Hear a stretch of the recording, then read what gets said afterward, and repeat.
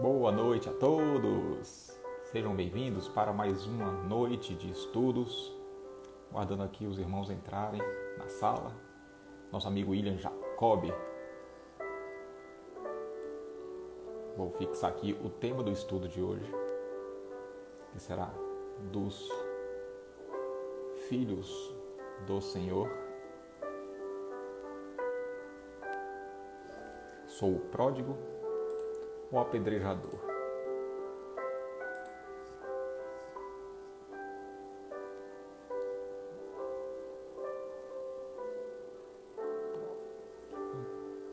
Ei, meu amigo William, já te adiciono aí.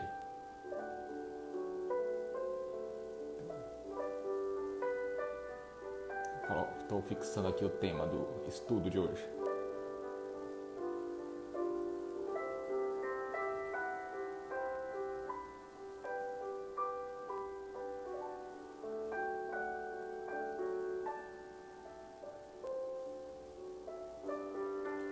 Sejam bem-vindos.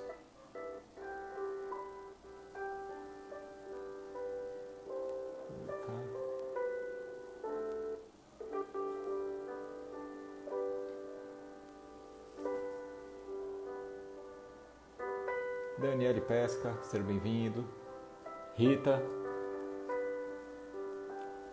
Estamos aqui para mais uma noite de estudos. É só configurar o Facebook aqui que já iniciamos. Nós replicamos esse estudo também no Facebook. Boa noite aos companheiros do Facebook que nos acompanham.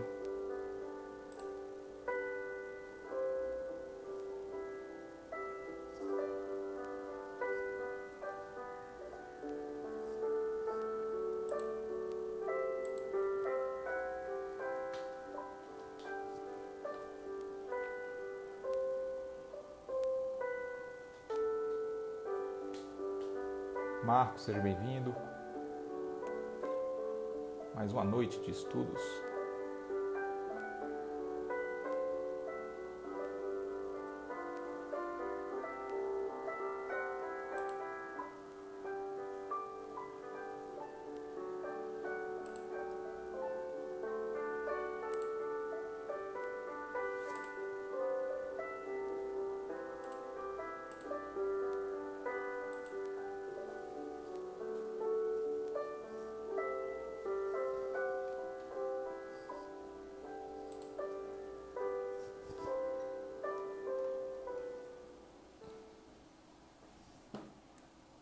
Muito bacana.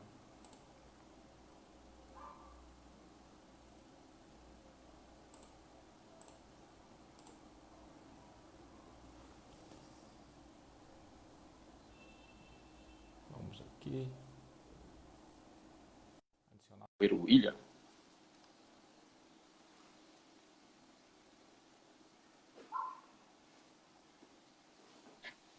Meu amigo William Jacob. Oi, amigo, como é que você tá? Tudo tranquilo? Graças a Deus. E você? Ótimo também, tudo em paz. Vou Vozeirão colocar de, aqui. vozeirão de radialista. Um pouco aí. Que bacana.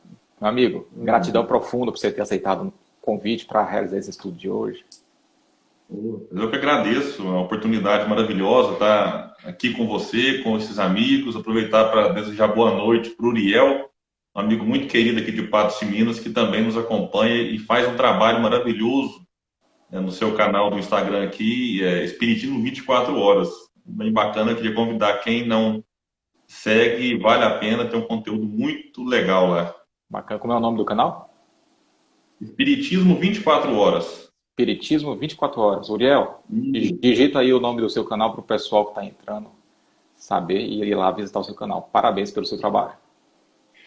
Show de bola. E o tema que nós vamos abordar na noite de hoje, dos filhos do Senhor, sou o pródigo ou o apedrejador? Bem profundo, né? Um convite a muitas reflexões. Meu companheiro, Rapaz, esse tema você foi inspirado por ele. Que tema bonito, viu? é Quando verdade. você mandou, eu parei para pensar assim, e realmente é um tema bem interessante. Eu acho que vai ser legal estar aqui junto e refletindo sobre ele. Uma hora vai ser até pouco, né? Com certeza. A gente tem como de hábito fazer uma prece rápida no início e uma prece rápida no finalzinho, para poder a gente sintonizar com a espiritualidade amiga, né? Vamos convidar todos a fechar os olhos, elevar o pensamento a Deus. Senhor Deus, Pai de infinita misericórdia, bondade e sabedoria, muito vos agradecemos, Senhor, por esta bendita oportunidade de estarmos aqui hoje mais uma vez, reunidos em vosso santo nome, pela oportunidade do aprendizado à luz do Evangelho do nosso Senhor Jesus Cristo. Abençoe a cada um de nós que aqui nos encontramos, Pai, encarnados e desencarnados. Abençoe a todos que estão conectados conosco neste estudo, formando um círculo de forças amigas. Assim nós gostaríamos de, em Teu nome, em nome do nosso Senhor Jesus, em nome da espiritualidade superior que nos protege e que nos ampara sempre, e em nome da nossa Mãe Santíssima Maria de Nazaré, gostaríamos de pedir permissão para iniciar o estudo da noite. Que assim seja. Sejam bem-vindos, meus amigos do Instagram, companheiros do Facebook, onde nós estamos replicando este estudo também. E o tema da noite de hoje, dos filhos do Senhor, sou o pródigo ou o apedrejador. Como de praxe, vou fazer uma introduçãozinha rápida assim, acerca do nosso estudo, depois a gente faz assim bate-bola, né? Nossos estudos têm sido sempre assim em formato de bate-papo, acho que fica mais descontraído, né? O pessoal envia comentários muito lúcidos também, que a gente aproveita bastante. Maravilha. Muito bem. Jesus, certa vez, ele estava jantando na casa de pessoas que eram mal vistas e, consequentemente, malquistas na sociedade ali da Galileia, entre o povo judeu, porque ele estava jantando com meretrizes, com publicanos, homens que lidavam com dinheiro público, os cobradores de impostos ali de Roma, e essas pessoas não eram muito bem vistas na sociedade na época. E o que aconteceu? Os judeus passavam, na hora, os fariseus e alguns líderes religiosos, e avistaram Jesus jantando com esse pessoal. E logo teceram comentários. E o que Jesus fez? Eu sempre costumo falar nos nossos estudos, para a gente estudar qualquer parábola de Jesus, hoje a parábola central será a parábola do filho pródigo, naturalmente, mas para se estudar qualquer parábola de Jesus, a gente tem que compreender o contexto. Porque Jesus, em nenhum momento, de todas as parábolas que ele narrou, nenhuma delas foi feita fora de contexto. Jesus não acordou um dia e falou, eu vou narrar uma parábola hoje, deixa eu ver qual que eu vou falar. Ele nunca fez isso, ele sempre aproveitou de um contexto, de uma situação. E se a gente desconsiderar o contexto e a situação, nós estaremos indo contra a pedagogia que o Cristo se utilizou, que é se utilizar de um contexto.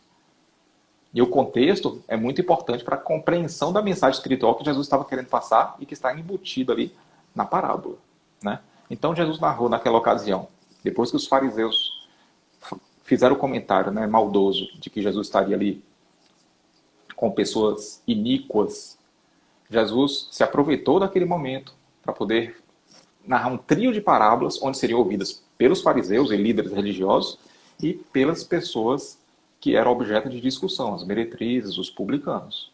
Então ele narrou a parábola da ovelha perdida, na sequência narrou a parábola da dracma perdida, e para finalizar o trio de parábolas, narrou a parábola do filho pródigo. E todas as três narram uma história de perda e redenção. Em todas elas. E Jesus não narrou uma isoladamente, ele narrou as três parábolas em sequência, porque a lição naquele momento ali era falar sobre perda e sobre redenção.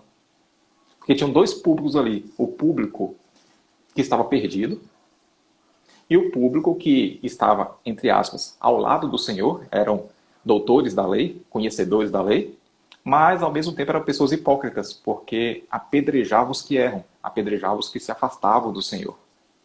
Então, a parábola do filho pródigo, apesar de ser uma parábola que consta apenas em um dos evangelhos canônicos, no evangelho de Lucas, é talvez a parábola mais conhecida do evangelho de Jesus. Todo mundo, em todos os templos religiosos, sempre se abordou essa parábola, né? Seja na igreja evangélica, seja na igreja católica, seja nas palestras espíritas. Então, todos nós sabemos como é que se dá a história da parábola, onde um filho pede para o pai, ainda em vida, dividir a sua herança. Então o filho ali demonstrou um pouco de ambição, de ousadia e, entre linhas, um desejo de o pai estar morto, né? Porque só se divide a herança quando o pai ou a mãe morre. Então ele desejou ainda com o pai em vida. Então esse era o perfil do filho. O pai o fez, dividiu a sua fazenda, deu a parte da fazenda, parte financeira da fazenda, para o filho mais novo, e esse é um detalhe importante, nenhuma palavra, nenhuma vírgula saiu da boca de Jesus inutilmente. O filho mais novo é que fez essa solicitação. O filho menos experiente fez essa solicitação. O que menos conhecia das regras. Pegou a sua herança, partiu o mundo afora, gastador, gastou tudo que tinha. Foi pedir socorro em um terreno, em uma fazenda, e lá ele foi obrigado a se juntar com os porcos. E ele invejou os porcos. E a gente sabe, para quem conhece um pouquinho da cultura do povo judeu, isso é uma grande humilhação. Podia se juntar com os cabritos, com o bezerro, agora com os porcos não. Ele se juntou justamente com o quê? Com os porcos. E ele invejou os porcos porque os porcos estavam comendo vagens de alfarroba, uma iguaria para aquela época, para o povo judeu. E ele pensou, eu vou voltar para o meu pai. Vou pedir desculpa. Vou voltar. Ele abaixou a cabeça e voltou para o pai. Avistando ao longe, ele correu para os braços do pai e o pai... Oi? Pode falar, Deixa Vitor. eu só fazer um comentário. A minha esposa mandou um comentário aqui no particular que no Face não tá dando para ouvir por causa da música no Face, parece que tá alta. Eu acho que eu esqueci de final. Agradece sua esposa para mim, é porque eu baixei o volume do monitor e não vi a música no Face. Obrigado, agradece ela, por favor, tá? Gente, desculpa aí. E o pessoal do Facebook, que se estiver travando, talvez a qualidade não seja tão boa quanto no Instagram. Então, o pessoal do Facebook, por gentileza, vem para cá. Foi um ato falho, a idade, os cabelos brancos, assim, vão chegando, sabe? Aí, geralmente, eu ativo a live lá no Facebook e desativo a musiquinha de introdução. E agora eu esqueci de desativar a música de introdução. Agradece sua esposa, por favor. Bacana. Aí o filho voltou correndo, o filho que mais novo, né, que tinha pedido a parte da herança, voltou correndo para casa, abraçou o pai pediu, o filho pediu perdão para o pai e de que não seria digno de ser chamado de filho novamente. E o que o pai fez? Adivinha? Não, você não merece estar aqui, você me traiu. Foi isso que o pai fez? Não. O pai recebeu de braços abertos, mandou matar a sua novilha mais preciosa, mandou fazer um churrascão, porque o filho que estava perdido regressou. Quando o filho mais velho soube, estava ouvindo aquela música, aquela festa, chamou um dos servos do Senhor. Que bagunça é essa que está acontecendo aqui?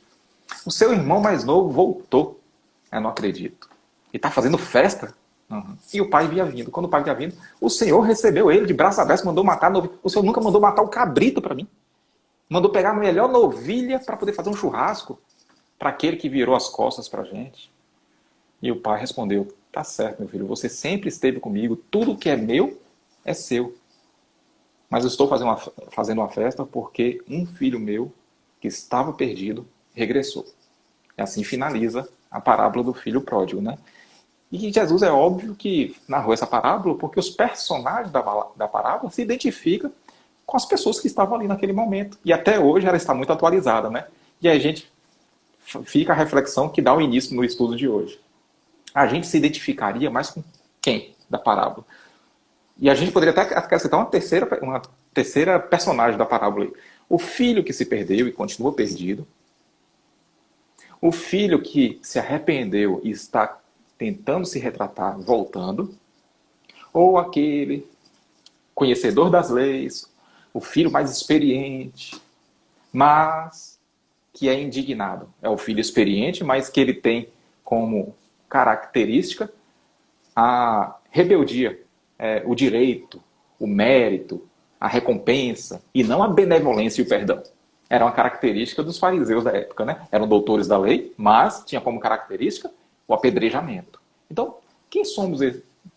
Com qual perfil, com qual personagem que nós nos identificamos mais? A gente pode ver hoje nas redes sociais aí, né, um show de apedrejamento. ou seja, conhecedores da lei, pessoas cristãs de bom coração, homens de bem, mas que faz o que diante dos que erram? Dos criminosos de toda ordem, dos políticos corruptos. Nós estamos numa era aí do bandido bom é bandido morto, né? Então nunca esteve tão atualizado a parábola de Jesus. Os homens de bem, conhecedores da lei, das leis de Deus, apedrejando.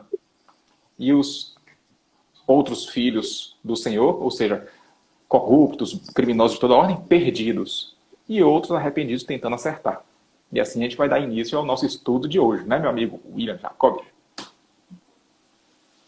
Eu acho interessante essa proposta que você colocou do próprio tema, o verbo ser, né? Qual deles que eu sou? Porque é importante a gente olhar para a parábola, e qualquer delas, e tentar nos encaixar em alguma posição. Se eu pego, por exemplo, a parábola do bom samaritano, poxa, qual daqueles personagens fala mais de mim? O do sacerdote, do levita, ou do samaritano? Ou eu estou caído, porque às vezes eu posso estar na condição do homem caído. Mas se eu pego uma parábola das 10 virgens, por exemplo, né, eu me comporto como qual das virgens? As prudentes ou as tolas? Então são reflexões que a gente precisa pensar. E até em algumas parábolas, como a parábola do grão de mostarda, falar, mas aqui na parábola do grão de mostarda não tem como se encaixar, tem, porque de certa forma a sementinha lá, ela nos representa, demonstrando um processo evolutivo do indivíduo que é colocado no campo, ou seja, no útero materno, enquanto o espírito que reencarna, e de reencarnação em reencarnação, nós crescemos espiritualmente, tornando-nos árvores, em que as aves do céu pousam nos nossos galhos, aproveitando da nossa sombra, né, para seguir a sua jornada. E assim como o espírito funciona da mesma forma. Na medida em que o espírito evolui, progride, ele vai atraindo para si outros seres que buscam nele a segurança, o refrigério ali para seguir sua jornada. E na parábola do filho pródigo, essa aqui, como você disse muito bem, talvez seja a mais conhecida, ela com certeza está aqui ao lado da parábola do semeador e da do bom samaritano. São as 3 parábolas que nós mais falamos. Em qualquer religião, elas são muito estudadas, isso é muito bom. Agora, qual desta parábola fala mais de nós? Eu ousaria até colocar um desafio, Cristiano, e amigos que nos acompanham, quem quiser depois mandar um comentário aí, a gente pode estar errando na nossa análise. Eu acredito que os 3 personagens estão dentro de nós. Por que 3? Você colocou essa possibilidade do filho que erra e continua errando e daquele que faz o caminho de volta, né? Mas eu queria colocar aqui que, simbolicamente falando, este pai é Deus. Sim. É um símbolo aqui. Mas, pegando o seu comportamento, este pai, ou essa centelha divina, está onde? Dentro de nós. E eu acredito que, na condição evolutiva que nós estamos, não existe apenas um deles dentro de nós. Não tem dentro de mim só o filho pródigo, que é aquele que está ainda distante, errando e cometendo equívocos um atrás do outro. Não tem dentro de mim só aquele que já fez o reconhecimento das próprias fragilidades e agora retorna para o cumprimento da lei. E também não tem só dentro de mim esse apedrejador, chamado por Emmanuel, no livro Pão Nosso, do filho egoísta. Então, a questão é fazer um balanço, o autoconhecimento proposto por Santo Agostinho, e ver onde e como cada um desses personagens se manifestam em mim. E de maneira clara e óbvia, precisamos cada vez mais reduzir o egoísmo, representado pelo filho apedrejador, que no seu tema, mas poderemos qualificá-lo aqui de invejoso, ciumento, irado, hipócrita, enfim, vários adjetivos nada agradáveis. E tentar ampliar esse filho pródigo no retorno, né? Porque tem um movimento de ida e tem um movimento de volta. A gente precisa ampliar esse movimento de volta, que aí a gente vai falar aqui, eu acho, de alguns comportamentos dele, já estou querendo talvez dar spoiler para frente. Mas é fazer aquele movimento que está nesta parábola e que depois vai acontecer, por exemplo, com Simão Pedro, na crucificação de Jesus, no julgamento ali, do cair em si. que o cair em si é o arrependimento. E a gente aprende no livro Céu e Inferno com Allan Kardec, né, que sem o arrependimento não há reparação. Então o arrependimento é o primeiro passo, e aqui a parábola deixa isso claro, né, que faz esse movimento de você arrepende para corrigir o equívoco. Porque se eu não me arrependo, eu continuo errando, mesmo que eu esteja numa situação difícil. Que a gente pensa que basta sofrer para ter mudança de comportamento. E nem sempre é assim. Tem pessoa que está sofrendo e continua sofrendo, e não se arrepende, não revê conceito. O espírito renitente, né? O espírito renitente, ele está ali, porque de certa forma aquele sofrimento pode até lhe trazer um prazer em alguns momentos, então ele tem um prazer, depois sofre e entra num ciclo extremamente doloroso, mas que não é o suficiente para fazê-lo mudar de conduta. Então, acho que é importantíssimo. Esse tema seu foi maravilhoso e eu comecei a refletir nele depois que você me convidou e surgem tantas coisas para a gente pensar, inclusive no contexto atual, que, olha, Você lembra, não sei se você já ouviu... O tempo é curto para falar tanta coisa. Não sei se você lembra daquele caso, muitos oradores contam por aí, o Haroldo já contou na palestra dele, de um camarada parou num posto de combustível. Eu estou pegando o gancho do que você acabou de falar. O camarada parou no posto de combustível, tinha um cachorro chorando. Aí ele perguntou pro frentista, mas aquele cachorro ali tá chorando por quê? É porque ele tá deitado em cima de um prego. Ah, meu Deus do céu, mas por que ele não levanta? Não, você não tá entendendo. É porque a dor que ele tá sentindo é o suficiente só para ele reclamar. Não é o suficiente para ele levantar. Então a pessoa está sofrendo, mas não muda, não sai do lugar. Quando a pessoa... Porque a gente tem que botar em mente que só existe deslocamento quando há transformação do ponto de vista espiritual. Não existe deslocamento sem transformação. Não é verdade? Sofrer só por sofrer e não aprender a lição que o sofrimento traz, a gente não se desloca, a gente fica estacionado. Não é não, meu amigo? Com certeza. Tanto é que no Evangelho segundo o Espiritismo, capítulo 5, um dos itens é o bem sofrer. Que a gente cria aquela ilusão de que é a quantidade do sofrimento que fala da evolução. Não é. É a qualidade que se emprega no sofrimento. O bem e mal sofrer, né? O bem e mal sofrer é porque faz uma distinção ali. Né? Há duas formas de se sofrer.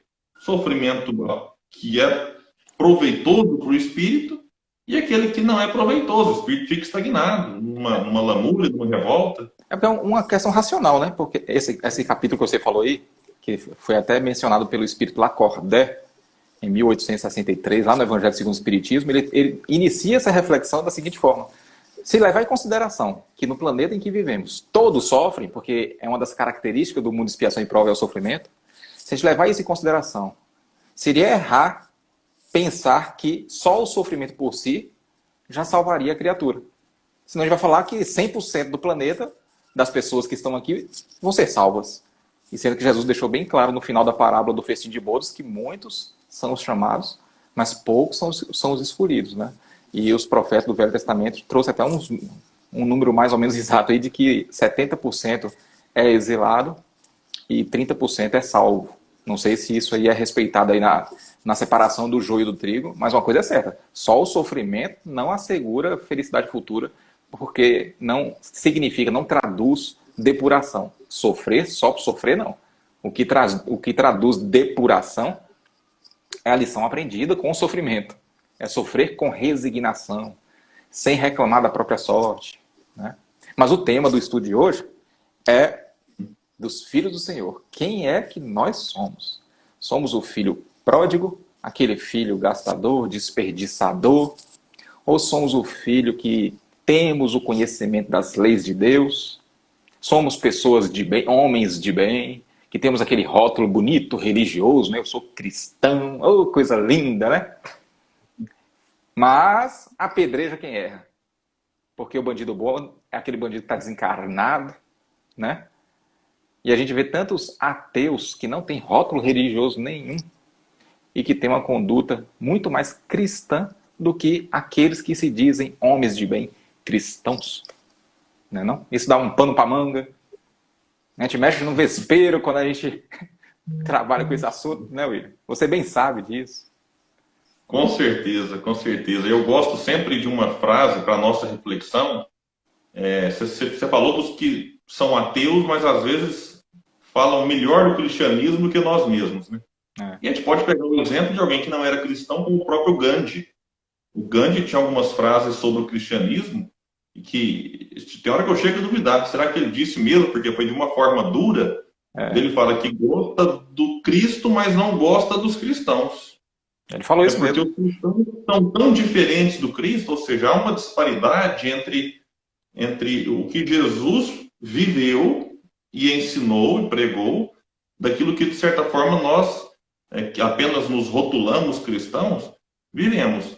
Então, há que se tomar muito cuidado, porque a gente cria aquela ilusão de que só o rótulo por si só resolve.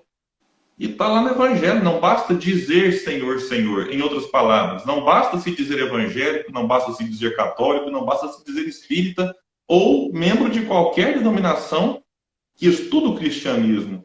O que fará com que a gente, enquanto espírita, tenha essa noção, encontre uma paz de consciência e encontre a evolução, a chamada salvação, é justamente fazer as vontades do Pai que está no céu. Isso não são palavras minhas, são palavras de Jesus.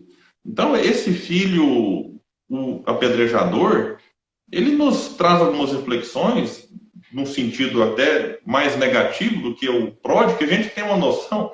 Sempre que fala parábola do filho pródigo, a gente foca tudo no pródigo, né? Até porque a parábola, ela é quase 80% focada nele, né? Do pedido, Primeiro erro, focar só no pródigo. Não desconsiderar os outros personagens. Segundo erro, desconsiderar as outras parábolas que foi narrado no mesmo contexto, né? Isso. Então a gente esquece que esse filho apedrejador, ele tem um papel aqui importante na parábola.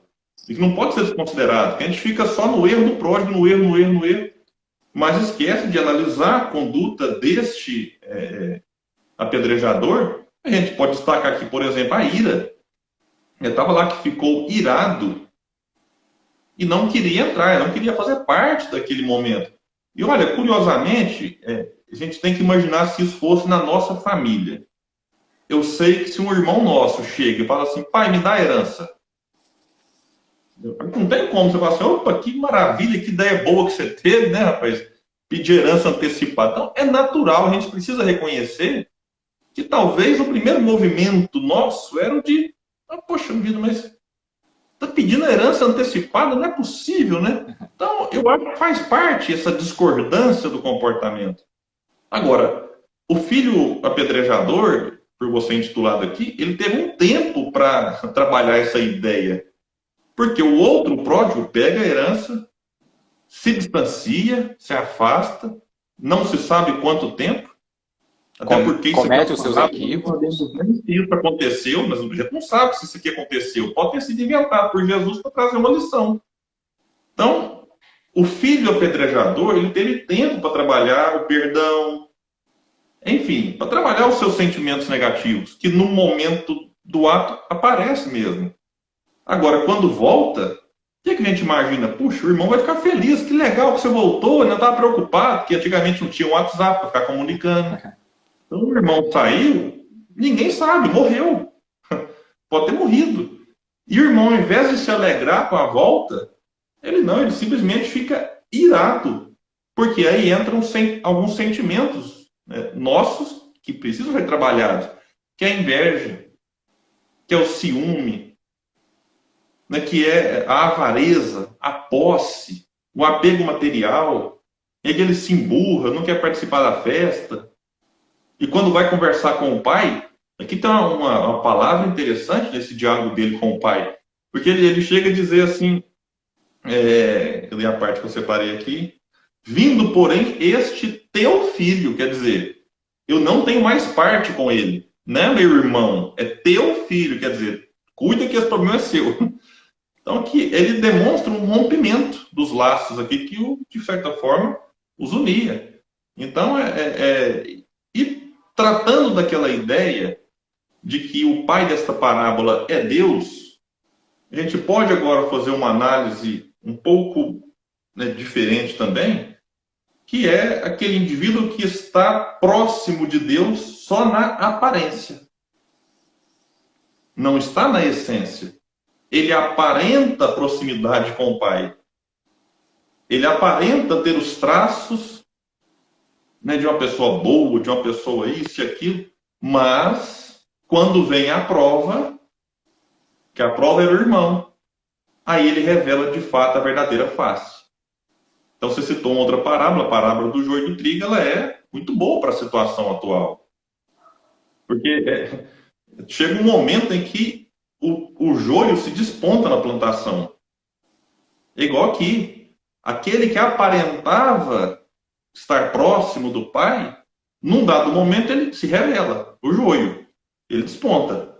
E ele não consegue mais esconder, maquiar, viver sob o verniz ali daquilo que Jesus, contando para os fariseus, da hipocrisia que caracterizava muitos na época, como ainda está presente na atualidade. É verdade, muito bem colocado. Eu vejo assim na sua fala que a gente pode dividir os homens de bem de hoje em duas características, né? Em dois grupos distintos. Um que tem o senso de justiça sobrepujando o senso de amor, e o outro que já tem o senso de amor sobrepujando o senso de justiça. Aquele do primeiro grupo, onde o senso de justiça ainda fala mais alto, eles têm como principal característica aí o direito, o mérito, a recompensa. Se eu fui cristão, se eu fui homem de bem a vida toda, eu tenho direito ao meu Olam Rabá, ao meu pedacinho ali do lado de Deus. Mas o criminoso, não adianta se arrepender de última hora, não. Tem que ir para o inferno mesmo. O homem de bem que já tem o senso de amor sobrepujando o senso de justiça, ele tem como principal característica o amor e a compaixão. Então, assim, os dois são homens de bem, os dois visam o mesmo propósito, que é o bem comum da sociedade. Só que durante o andar é que muda. Porque a gente tem que lembrar que quando a gente desencarnar, ninguém, eu já falei isso algumas vezes, gera até certa indignação por parte de algumas pessoas. Ninguém, nem a nossa consciência, nem seu anjo de guarda, nem Deus, nem Jesus Cristo, ninguém vai perguntar o que você fez enquanto estava lá encarnado. Qual bandeira você defendeu? Qual polo que você frequentou ou permaneceu? Ninguém vai querer saber se você era de esquerda, se você era de direita, ninguém. Você pode não acreditar, mas quando você desencarnar, você vai ver. A única coisa que vão nos perguntar é: como foi que você lutou? A única coisa. Porque hoje a gente define o propósito, porque a gente está aqui no Brasil, a gente vai lutar contra a corrupção, blá, blá, blá. Amanhã a gente reencarna em um outro país, onde os problemas sociais são outros, a gente vai lutar por um outro propósito. Então ninguém vai querer saber pelo que nós lutamos, e sim a forma que lutou. Houve respeito, houve indulgência perante os erros alheios. Você declinou na forma de tratar alguém simplesmente porque aquele alguém lhe feriu interesse, ou porque aquele alguém demonstrou ser de uma posição contrária à sua, partidária, religiosa, não importa. Declinou na forma de tratar, ou você só trata bem quando lhe convém, assinando um atestado de hipócrita? É isso que vão lhe perguntar. Então a gente percebe que no mundo de hoje tem muitos... Sabe por que durante muito tempo, William, eu fui ateu, né? A minha vida quase toda foi ateu, mas um ateu que estudava o Evangelho. Minha Bíblia, de várias traduções, era toda rabiscada. Bíblia de Jerusalém, Bíblia traduzida por José Ferreira de Almeida. E quanto mais eu estudava, como eu não conhecia a doutrina espírita, menos inteligível ficavam as passagens, né?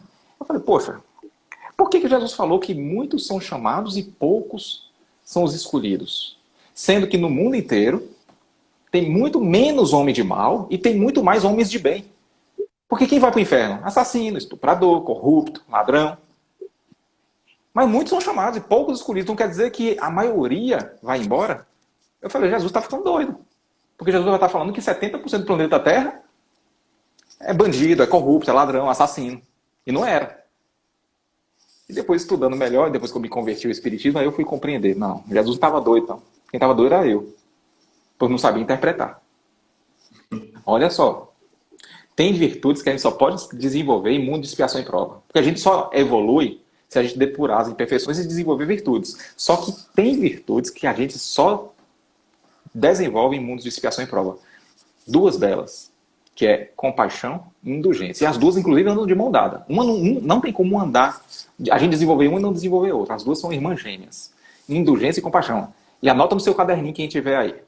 Não tem como desenvolver indulgência e compaixão em mundos de regeneração ou outra categoria. Só em mundos de expiação e prova. E eu mato a cobra e mostro o pau. Eu provo com A mais B, que só tem como desenvolver indulgência e compaixão em mundos de expiação e prova.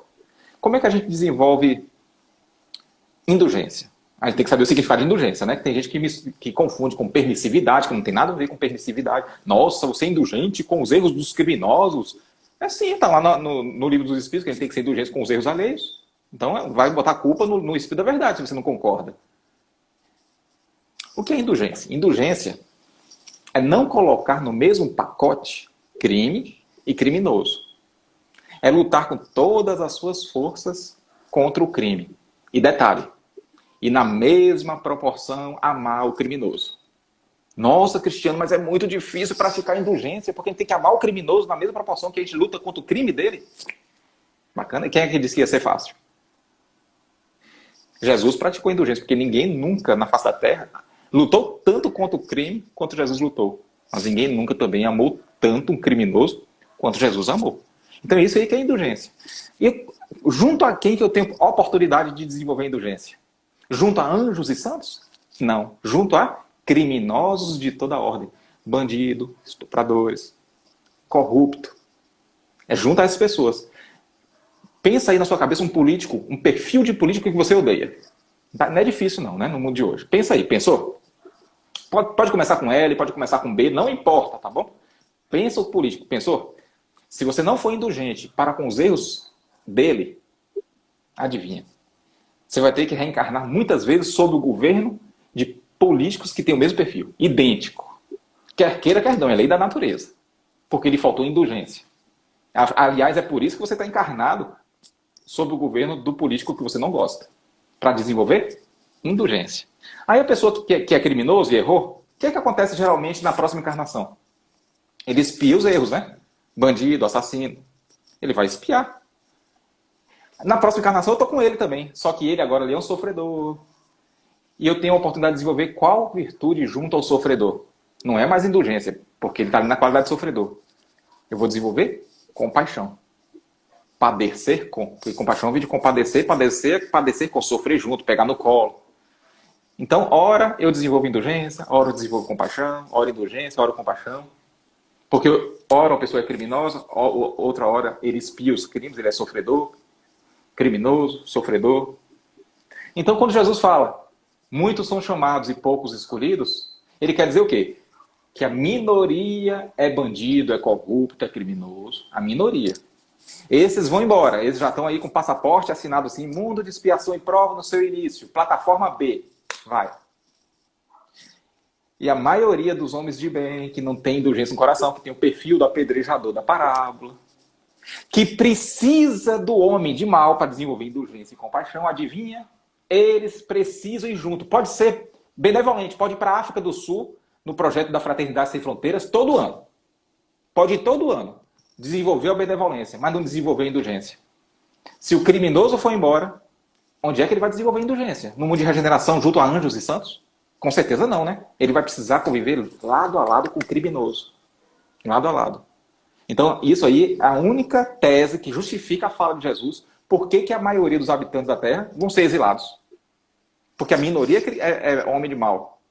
A maioria é homem de bem, mas que não desenvolveu indulgência. São apedrejadores. Têm o conhecimento das leis de Deus, mas não o praticam. Né, meu amigo? Desculpa aí ter falado mais do que eu devia. 38 minutos. Fica à vontade. A questão de distinguir o vício do viciado, o crime do criminoso, é importante a gente destacar isso. Porque a gente não precisa concordar com o que o outro faz. Eu posso discordar, mas eu não preciso, por conta da discordância, querer eliminá-lo fisicamente, inclusive. O desejo de extermínio, né? Hã? O desejo de extermínio. Você citou a questão do bandido bom e bandido morto. Eu acho, sinceramente falando, um absurdo ouvir isso de um cristão. Se eu escuto isso de um ateu, tá tudo certo.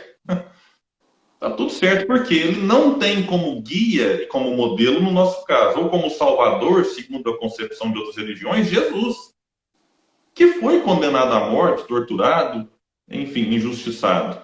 Então, quando eu escuto isso partindo de um cristão, eu percebo que nós não entendemos, ou o indivíduo não entendeu o cristianismo ainda. E para nos ajudar nessa compreensão, tem um livro que eu gosto demais, chamado Luz Acima, psicografado pelo Chico, ditado pelo espírito Irmão X. E lá no capítulo 4, intitulado Nos Limites do Céu, chega É claro que aqui a gente tem que tratar que há uma enorme simbologia, um perfil muito até parabólico do próprio Humberto de Campos, que para dar um ensinamento ele conta uma história. E é óbvio que essa história aqui muitas vezes pode ter sido criada apenas para ilustrar um ensinamento. Então ele conta que um espírito candidato a uma vaga no céu chegou lá e deu de cara com um porteiro. A gente chama de São Pedro quase, né? O porteiro do céu. E o porteiro percebeu que ele não tinha aquela condição de entrar naquele local que ele pretendia. E aí começou a fazer algumas perguntas para ele. Olha, você já desenvolveu paciência? Com certeza. Você já guardou a indulgência? Sim. Já sustentou a fé? Confiei no Divino Senhor. E foi perguntando. Tudo que perguntava de coisa difícil de fazer, ele concordava. Eu só acho que faltou perguntar, torceu para o Vasco? Porque torcer para o Vasco não é fácil, gente. Eu que o diga, viu? São só espíritos que já querem, de fato, subir muito para testar o que é torcer com um time que nem sempre dá muita alegria. Mas de vez em quando dá também. Esse porteiro foi percebendo que tinha algo errado. Chegou um momento em que ele perguntou assim, já trabalhou no inferno? Aí ele falou assim, não. Aí é um contrassenso. Eu quero entrar no céu e você me pergunta se eu trabalhei no inferno. E aí o fiscal da Celeste Alfândega lá sorri e fala, falta-te semelhante realização para subir mais alto. E ele vai explicando algumas questões, o espírito candidato à vaga, obviamente, ele fica um pouco triste, revoltado, e aí ele traz aqui algumas frases que são lapidárias, a gente precisava assim até refletir depois com mais calma, dizer que sim, meu amigo, o bem que o indivíduo dizia ter, o bem é para salvar o mal. O amor foi criado para que amemos. A sabedoria se destina, em primeiro lugar, ao ignorante. E olha essa frase, a maior missão da virtude é eliminar o vício e amparar o viciado. Por isto mesmo, o céu não perde o inferno de vista. Então, você elimina o vício e ampara o viciado. Então, você tem que eliminar a corrupção, não é o corrupto. Você tem que eliminar o pecado, não o pecador. Então, você tem que eliminar o alcoolismo dos indivíduos, não o alcoólatra. Porque o alcoólatra será eliminado na medida em que o vício que ele tem foi eliminado. E o alcoólatra, um ex-alcoólatra, continuará existindo. Um ex-corrupto, enfim. São as transformações que não serão conquistadas apoiadas na violência. Isso está mais do que comprovado ao longo da história. Eu sempre digo para quem tem essa visão de bandido bom, bandido morto, que já teria solucionado, porque a pena de morte, institucionalmente falando, legalmente, ela não existe no Brasil. Mas ela já existe, de certa forma, nos próprios grupos, nas facções, e os indivíduos não falam, nossa, eu não vou entrar, porque se eu entrar eu não consigo sair mais. Então não é a violência que vai resolver o problema do mundo. Senão já teria resolvido. Quantas guerras nós já tivemos, quantas questões mal resolvidas com a violência. Então eu até compartilhei essa semana uma frase dizendo que o ódio nunca soluciona nenhum problema. Não soluciona. Muito pelo contrário, cria o problema. Cria problema. Questão de bandido, por exemplo. Eu cresci num meio, inclusive, em que muito se ouvia, e isso, de certa forma, me influenciou durante um tempo, e agora, graças a Deus, eu já desfiz desse conceito, de que, por exemplo, bandido tinha que ser maltratado na cadeia, porque se ele não quisesse estar lá, era só não cometer o crime. Então, já que ele cometeu, lá ele tem que ser maltratado e não tem que ter acesso a direitos humanos nem nada. Isso é uma contradição tão grande, por quê? Se os maus tratos nos presídios resolvessem os problemas, todos sairiam de lá Regenerados. ressocializados, tranquilos, homens de bem. E não é o que acontece. Então, e a gente percebe que os maiores êxitos na recuperação do criminoso, do sentenciado, se dá nas cadeias em que eles são melhor tratados, em que há um tratamento para um ser humano, independente do que ele fez. Então, ali na cadeia, eu vou olhar para o indivíduo, não para o crime. A questão da sentença, ver o tempo que vai passar, há outras pessoas se preocupando com isso. Mas ali o trato tem que ser um trato para o ser humano. Né? O crime, tem uma frase muito bonita da Apátia aqui, né, que o criminoso tem que ser maior do que o crime. É mais ou menos nesse sentido. A ideia eu acho que deu para passar. É para a gente fazer essa distinção, que é uma frase cristã, e que, infelizmente, nem sempre nós cristãos compreendemos e preferimos ficar na condição do que apedreja. Então, eu só queria pontuar mais um detalhe antes de devolver a palavra, Cristiano. Quando se fala em indulgência, a indulgência é um dever, é uma caridade tal qual entendia Jesus. Questão 886, Livro dos Espíritos. Mas há situações em que apontar o erro alheio se torna um dever, quando este erro alheio pode prejudicar um coletivo. Então, eu não quero dizer aqui que não devemos apedrejar, no sentido de que não é o falar mal pelo simples falar mal, pelo prazer do falar mal, pelo prazer de apontar o erro dos outros. Porque em algumas situações, fazer alguns tipos de apontamentos críticos é uma obrigação. E não fazer se torna um problema. Então, agora, o caso aqui do filho da parábola, poxa, um irmão está voltando. Que problema para a coletividade ele estava produzindo? Nenhum. Então, nesse caso, apedrejar para quê? Para nada. Ali era um simples prazer de condenar o erro alheio. Agora, quando se vê um problema que eu sempre uso o exemplo de estelionatário. Chegou uma quadrilha na cidade que está aplicando golpes. Se eu vejo aquela pessoa cometendo crime, ou se eu sou vítima, e não informo a polícia, não vou nem chamar a polícia que é para ser indulgente. Isso é um equívoco.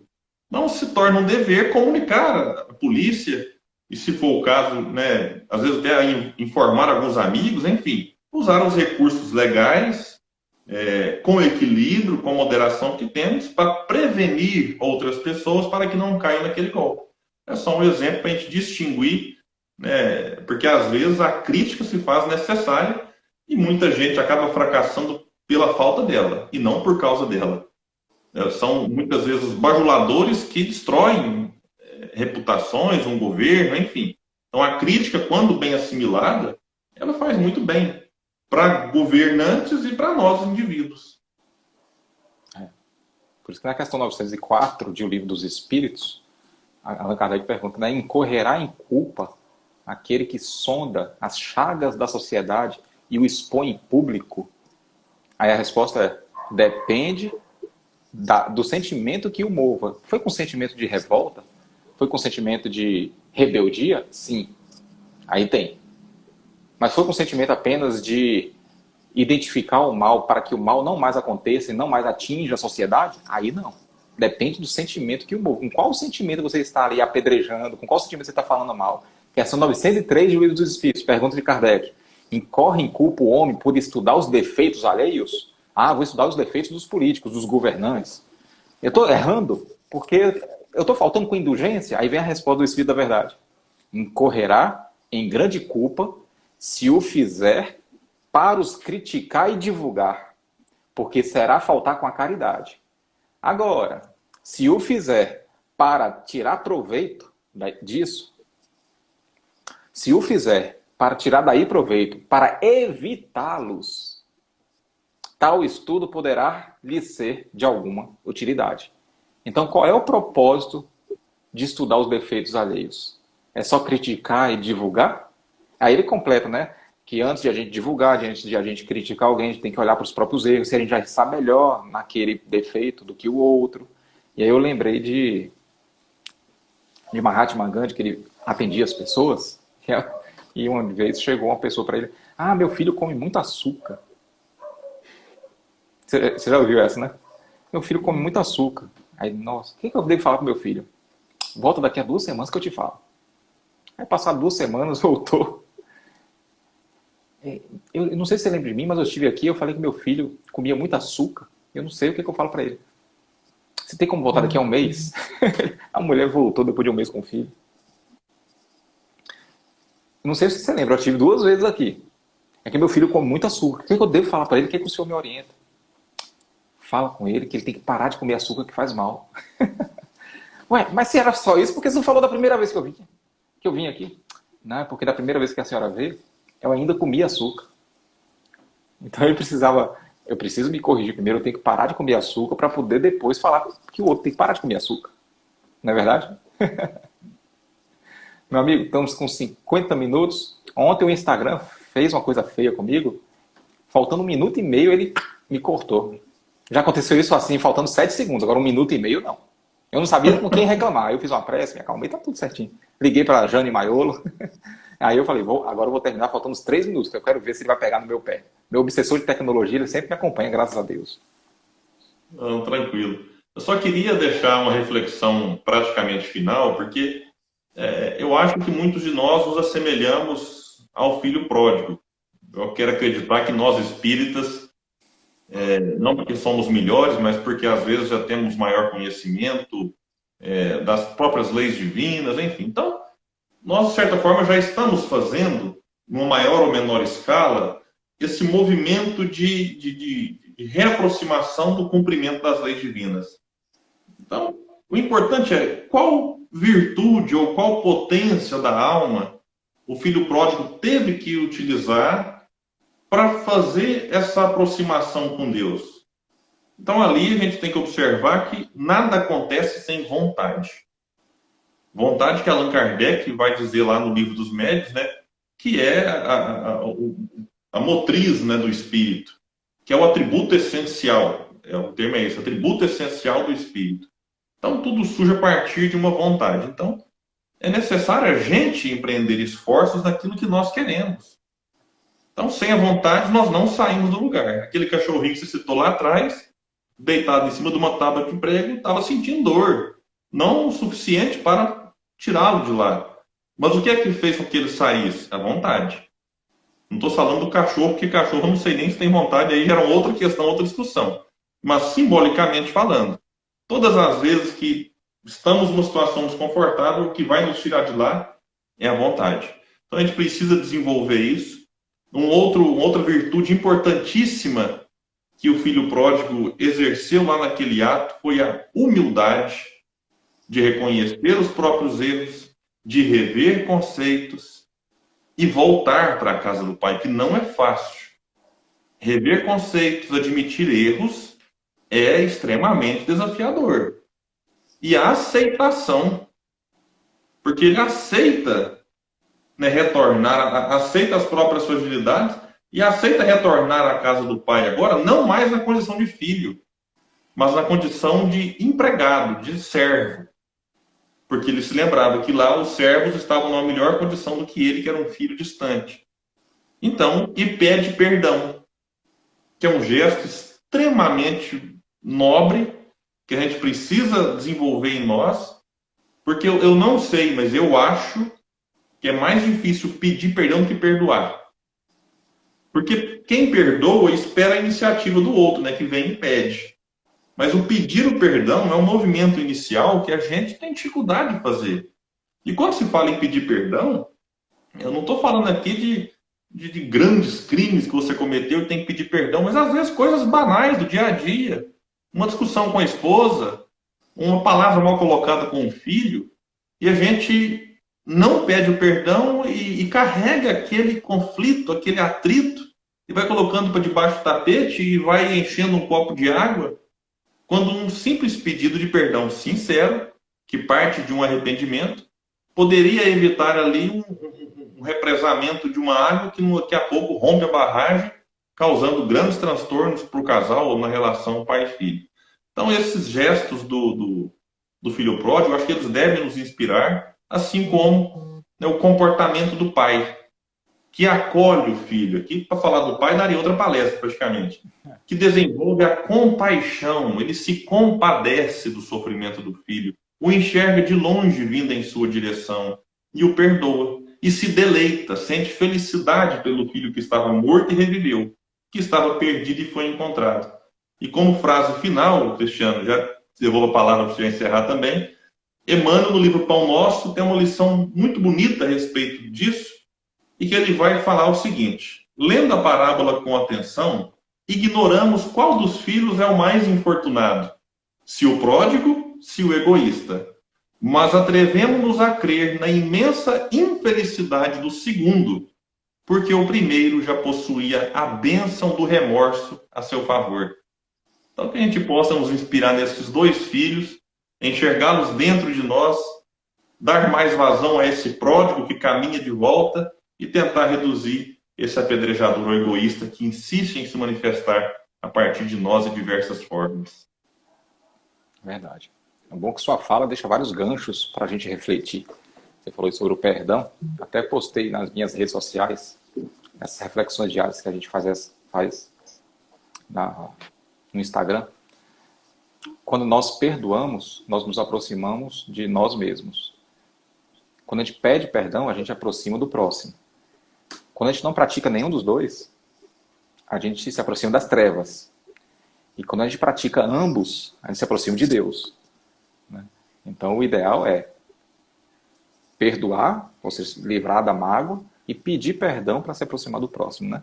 E aí a gente vai, assim, praticando os dois, a gente vai estar se aproximando mais do Pai. Meu amigo, queria te agradecer muito. Está com 56 minutos e meio aqui. Não vou hoje dar sorte por azar. Te agradecer muito. Espero que seja o primeiro de muitos outros convites aí pela frente. Se você aceitar, vai ser muito bom. Pena que passou tão rápido. O papo, quando tá bom, passa voando. Né? O Instagram podia deixar assim 1h20, mas 1 hora ele corta mesmo. Queria agradecer os companheiros que estão aqui sempre presentes com a gente, tanto no Instagram quanto no Facebook. Essa live fica registrada aqui, fica gravada no IGTV, quem quiser assistir, quem não conseguiu assistir do início, né? Depois eu vou baixar, fazer o download dela, vou enviar para o nosso amigo William.